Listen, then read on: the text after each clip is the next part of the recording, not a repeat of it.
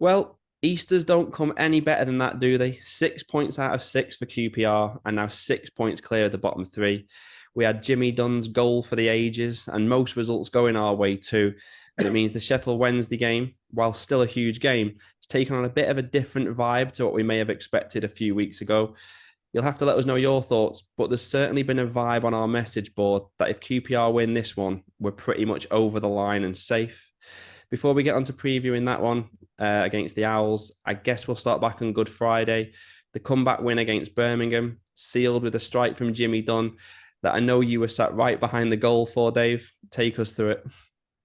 Yeah, I had a perfect view of it, and for some reason I thought he went over the bar, and I couldn't work out whether I was jumping around me at first. But it was just a mad moment. I was thinking about it, how much preparation goes into games from managers and coaches now. They do all this analysis and they practice every facet of the game, and then your centre half flicks one up and volleys it in the top corner, and you think, where on earth did that come from? The chaos is still there for football, despite all the coaching. But it was just an insane moment. I think it hadn't been the best. We did say we didn't think it'd be a good game. It weren't the best of games. We didn't play that well, and you're just kind of thinking, "Oh, take the point and we move on." And then when Dunn did that, I mean, the place just went insane. I mean, everyone was jumping over each other. The scenes were incredible, and I think if we do start, they're obviously going to look back at that as that was the moment that it turned for us. It was just an incredible moment of all the players to do it.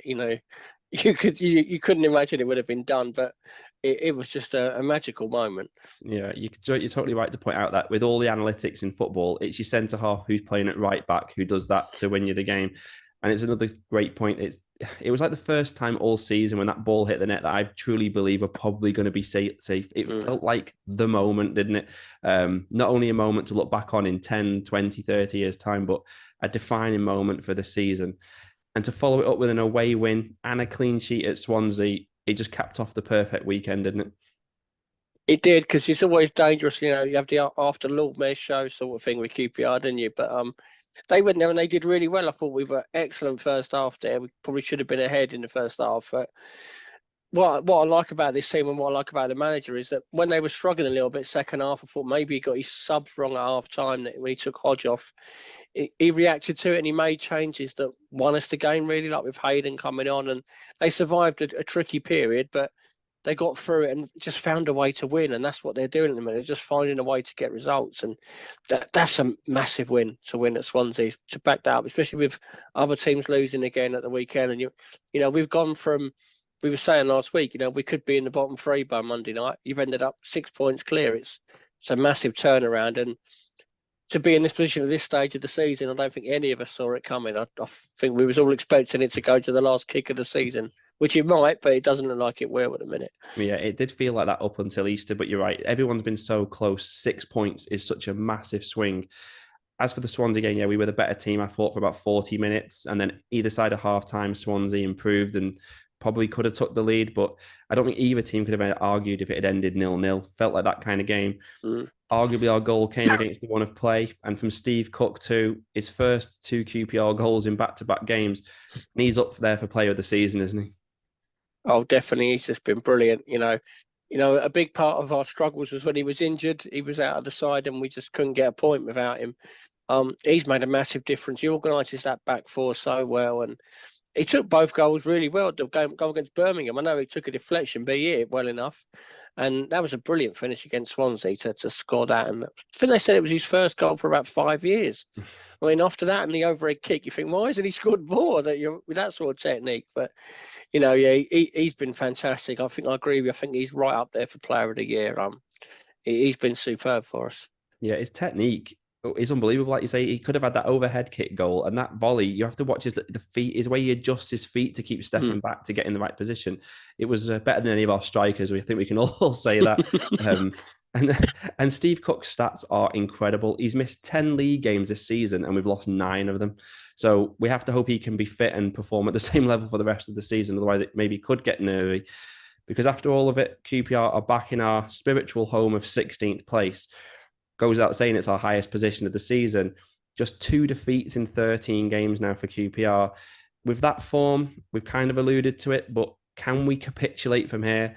We're still not conceding many. Are we nearly there? we can capitulate. We're more than capable of it, but yeah, I think we are nearly there. I think if we can win this weekend, I think we should be there. I still think 2 more wins will guarantee it. If you get around 51, 52 points, you shouldn't go down on that total, especially with a lot of the teams around us still to play each other. So they can't all win every week. So I think that would be enough. But they've put themselves in a great position now. They can't let it slip now. Fingers crossed. I mean, I just look at the table and I don't see teams like Blackburn or Stoke going down, and they're now below us in the table. So we're performing more consistently than any of the teams. You only have to look at our form that I've just mentioned there. Huddersfield and Plymouth are both 6 games without a win, and there's only 6 games left. I don't see how our form and their form just switches around to the extent it would need to. Probably be a bizarre set of results now for us to go down. I don't think many neutrals would be picking QPR to get relegated right now. But it'll be nice when it's official that we're safe, and it'd be nice to finish the season on a high and keep it going ready for next season. If we win the match against Sheffield Wednesday, I think, as you just said, I don't think there'll be any doubt where we may be playing next season. As for this match, QPR headed into Easter 3 places and 2 points clear of Sheffield Wednesday, but ended at 7 points and 7 places clear of them. It was quite incredible how those 6 points changed it so much in just a few days. And those 6 points have taken the pressure off the match, I think, is a key thing. But Marti Cifuentes said it himself, we've got to keep our foot on the gas until the end of the campaign. As for Sheffield Wednesday, bit of an odd recent bit of form because they won 4 in a row coming into March. And it looked like Sheffield Wednesday and QPR could actually survive together. But whilst we've kept moving forwards, they've now gone 4 without a win. They've only scored 1 goal in those 4 games and sit 23rd, 2 points from safety. But for me, I think from where they were in the first half of the season, because you have to remember they were probably even worse than QPR and Rotherham to begin with, which took some doing. They've probably done well to even still have a chance to survive with 6 to go, haven't they?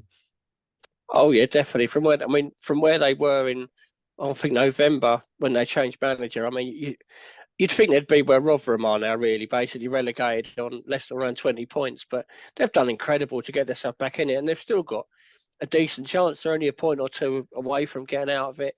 They've had a bad couple of results, but they'll probably see this as a big chance for them to get back to winning ways. They've had a few injuries as well lately. This is a game that worries me a little bit. I always think we're our most vulnerable when we think we've cracked it. And, I agree with everybody else. I think we are probably going to be all right now. But this is a dangerous game. And, as those 2 wins have just shot us back up the table, lose these next 2 games and we're back looking over our shoulders again. So it's important that we just get those points on the board now and just get ourselves over the line as quickly as we can. Yeah, definitely. I think the difference in this game is we can put 10 points between the teams. They can't afford for that to happen. So the onus is on them. Much like QPR, it's their lack of goals that's hamstrung. They've only scored 31 in 40 games, which is pretty painful reading. It's even less than Rotherham have scored. But like we've just said, they've done well to even have a chance to avoid the drop. Their manager, Danny Rowell's done a great job. They didn't go down the Neil Warnock type route with the old head, and it's largely paid off. He's already been linked with the vacant Sunderland job.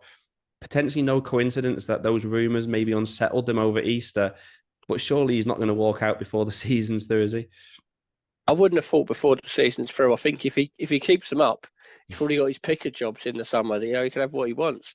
But I can't see him leaving now. Sunderland have got very little to play for now, so I wouldn't have thought he'll walk out for the end of the season. And like I say, they've given themselves a good chance. They've been a bit unlucky. I've seen them recently. They've drawn and lost a few games where I thought they could have won them. They're a bit unlucky in them, but like I say, they're similar to us in they struggle to score goals. They haven't really got the firepower up front. They play some decent football, but can't finish it off. So it's probably going to be a low-scoring one at the weekend. Yeah, I noticed his post-match comments after their Middlesbrough match on Monday were quite critical of the team. He questioned their attitude, their mentality, which is usually a dangerous road to go down with modern professional footballers. But maybe he's trying to elicit a response for this fixture. I don't expect him to go full Michael Beale and walk out on them, though, before the end of the season. There's a QPR former player warning this week as well, with the former Hoops and Dreams favourite Jeff Hendrick. He hadn't featured for them since December, but he returned and got 14 minutes against Middlesbrough on Monday. So he's looming over us ahead of this match. I know we always joke about things like this, but that would be some nightmare scenario for him to come off the bench and score a goal in this one, wouldn't it? Yeah, he got 2 against us last year, didn't he, for Reading? Yeah, Yeah, I wouldn't look forward to seeing him again. He's not done great, has he, the last couple of years? He's had a relegation. He was with us and we completely collapsed, and he's struggling this year. But I don't like to see former players against us. Birmingham worried the hell out of me with Roberts and Laird and everyone, but we managed to get through that. I think if we maintain the level we've been the last few games, though, I think we'll be okay. Yeah, you're right to mention Tyler Roberts as well. We should have probably said we need to give a special shout out for his shot that went out for a throw in. That was nice, wasn't it? So as we've said, last 2 wins for QPR. They've made it more must not lose for QPR, I think, rather than must win. Elsewhere this weekend, Huddersfield face Millwall in the other big match. Plymouth have sacked their manager and have a big chance for away points at Rotherham. Blackburn and Birmingham, they've got tough assignments against Southampton and Leicester. So as we've been saying, all things considered, it really does feel like a win in this one could get QPR over the line. Turning our attentions to QPR, I just want to say 2 words. Marti Cifuentes. Is a 10-year deal too much to ask, do you think? He's just doing an incredible job. It's from where we were when he come in. I mean, I thought he'd improve us when he come in, but I didn't think he'd get close to keeping us up, to be honest. I just thought we were too far adrift, and there wasn't enough in the squad. And it's not as though he's gone in and brought 10 players in and completely transformed the team. Bulk of this team were all here at the start of the season and getting battered by everyone. He drills them so well. They're such a well-coached team. You see them without the ball at Swansea. They all know where they've got to be. They're cutting out passes. They're pressing in the right areas. It's all comes from the manager, that. And even just like a tactical tweak he did on Monday where he brought in Fox to play left back. And when I saw the team, I think everyone would have been like, well, why is he not playing Larkesh?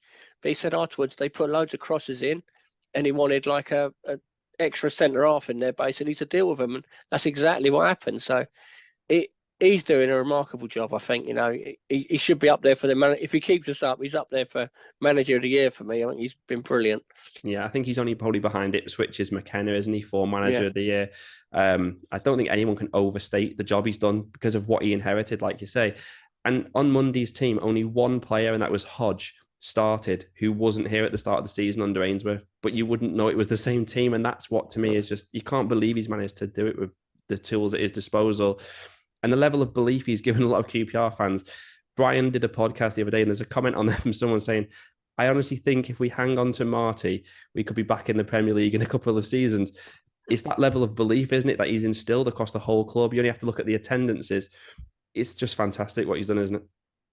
Yeah, I mean, I wouldn't go as far. I don't know if he can get us to the Premier League. He's not a miracle worker, but I do think if we do stay up and he stays next season, it'll be a much better season. You look at where we are points-wise since we come over to now. We were in mid-table to top half, haven't we?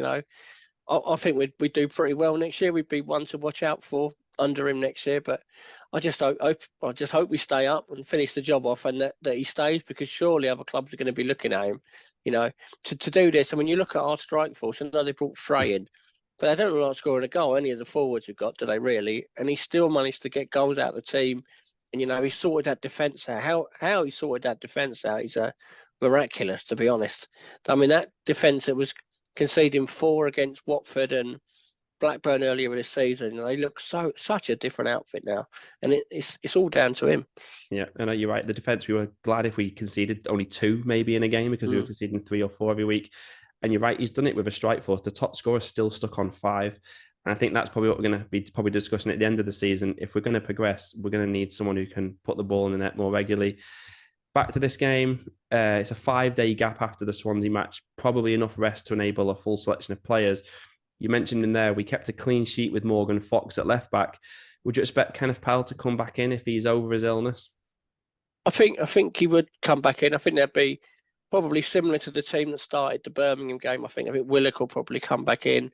He seems to like Frey in the home games, doesn't he? So he'll probably start. I think it'll be a similar sort of side to that Birmingham game last Friday, I think.